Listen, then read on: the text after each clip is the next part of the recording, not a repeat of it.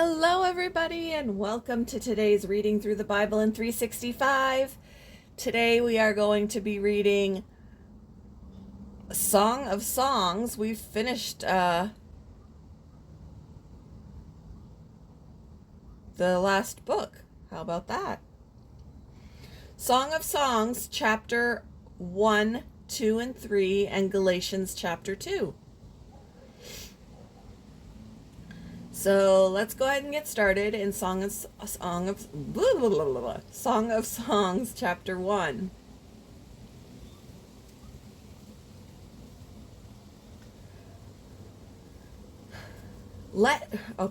Solomon's Song of Songs. Let him kiss me with the kisses of his mouth, for your love is more delightful than wine, pleasing in the fragrance of your perfumes. Your name is like perfume poured out. No wonder the young women love you. Take me away with you. Let us hurry. Let the king bring me into his chambers. We rejoice and delight in you. We will praise your love more than wine. How right they are to adore you.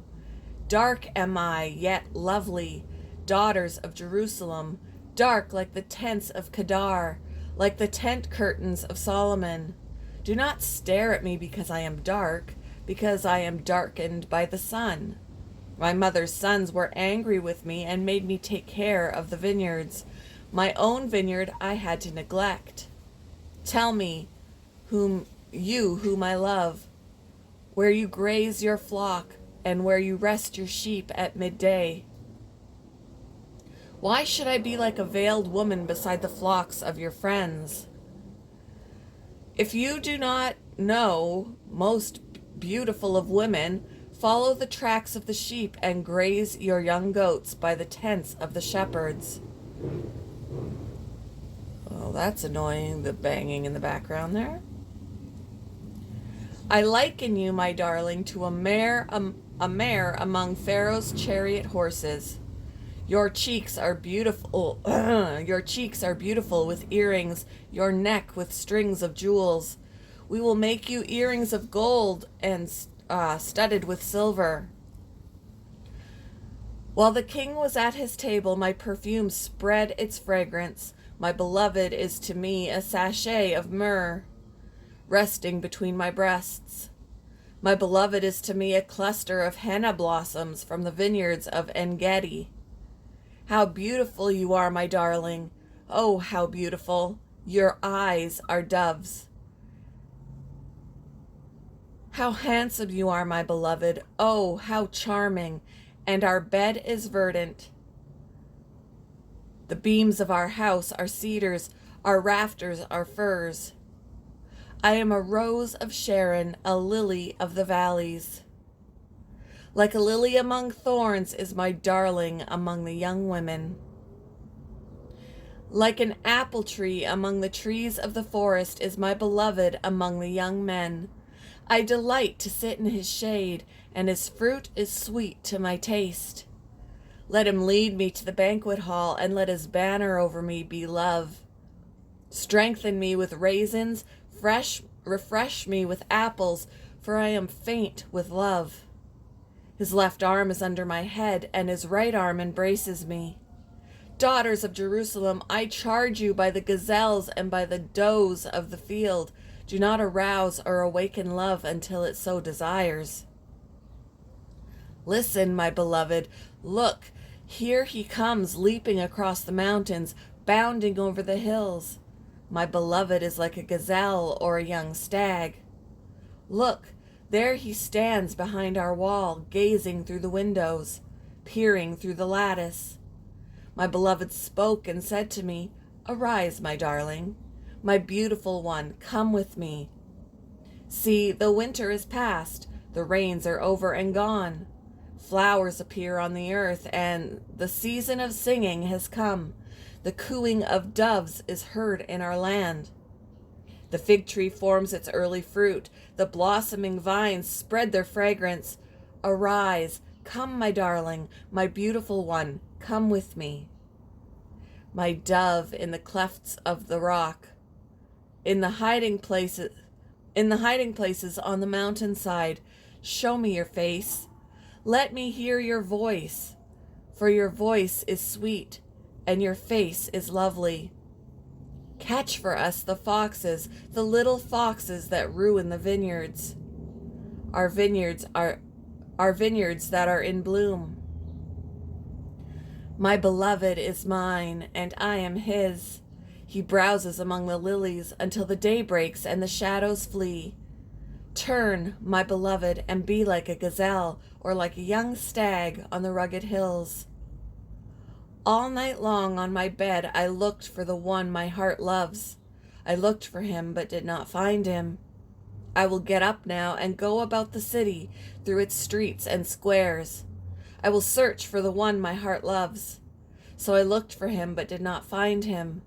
The watchmen found me as they made their rounds in the city. Have you seen the one my heart loves?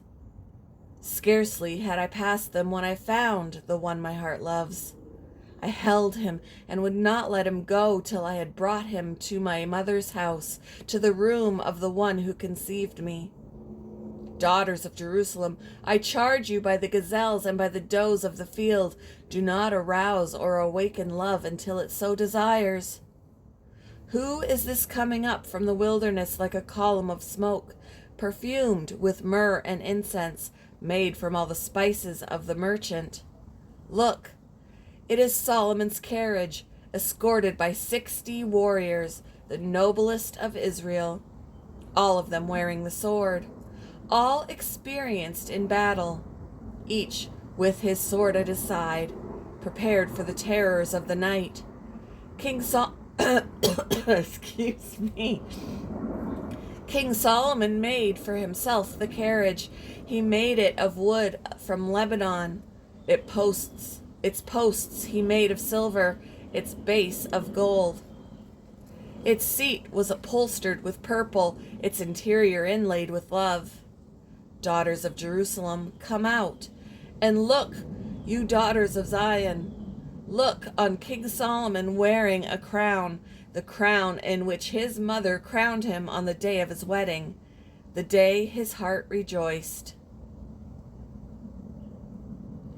And that was all the chapters. That was 1 and 2.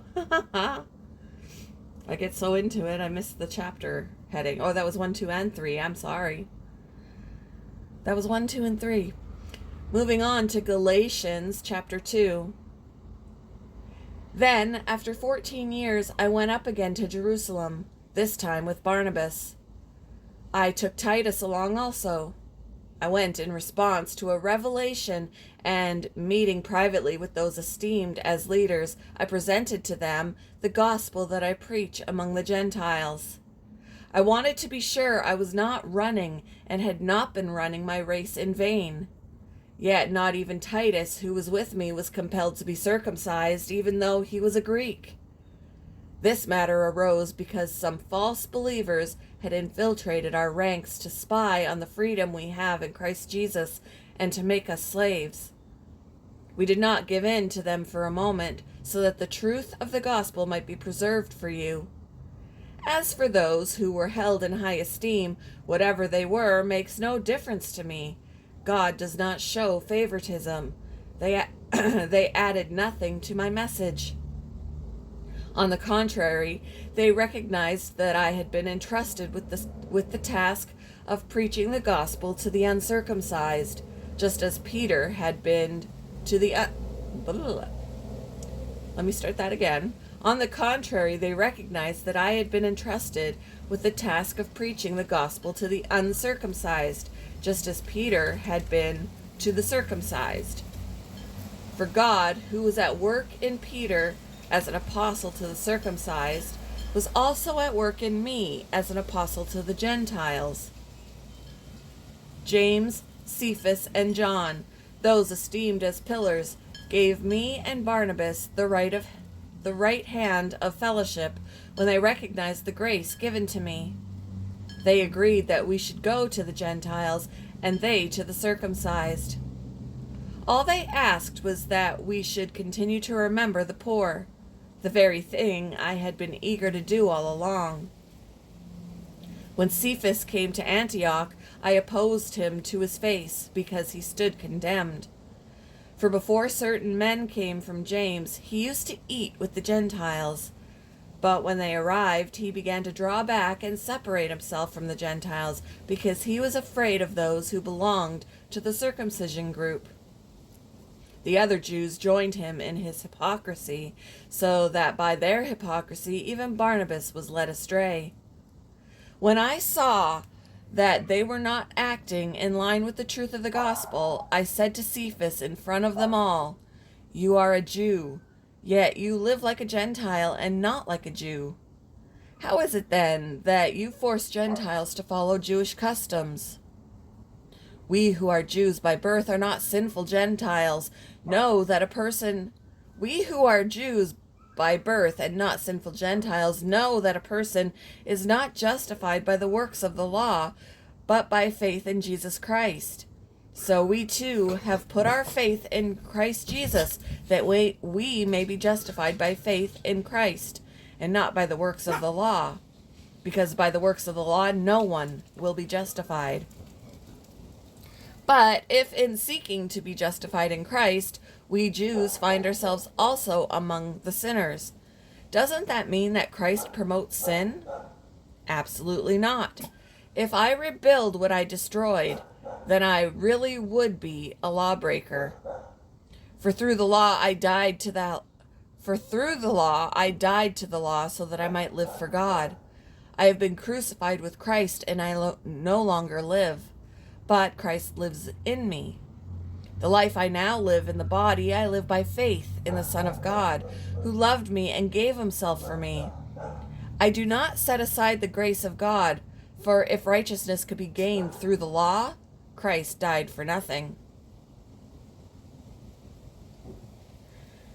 Thank you for joining me for today's reading through the Bible in 365. I hope you'll have a wonderful Wednesday, and I will see you in the next one, guys. Bye!